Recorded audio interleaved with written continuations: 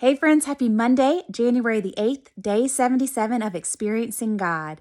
How have you experienced God today? So today I experienced God through a word of knowledge. So a word of knowledge is one of the 9 gifts of the Spirit. It's one of the gifts that Christ left the church to draw men to him. And so a word of knowledge helps us to think like God.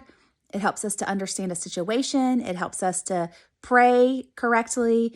And so tonight I had a ministry meeting at church. And so everybody who's part of our Street Reach ministry came out to the meeting.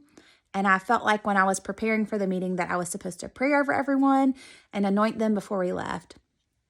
And so I was going down the line and I was praying over people and I was prophesying and really just sharing whatever the Lord gave me to encourage them. And I got to this one couple and I was like, you know what?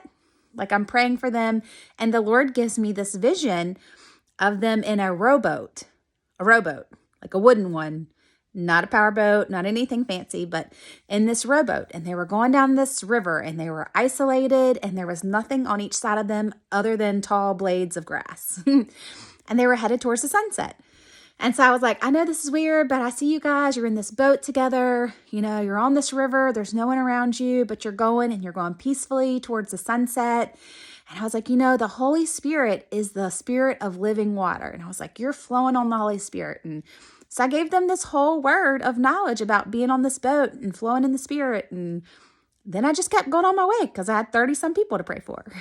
And so after that, the husband comes up to me and he's like, what's so crazy is that he remembered several years ago giving a very similar word to another girl who was there tonight, and how he told her that when she would do ministry, she was supposed to just float on the river, to just lean into the Lord and trust in the Lord. And he said, when you were giving me that word, I remembered giving her that word, and it was years ago.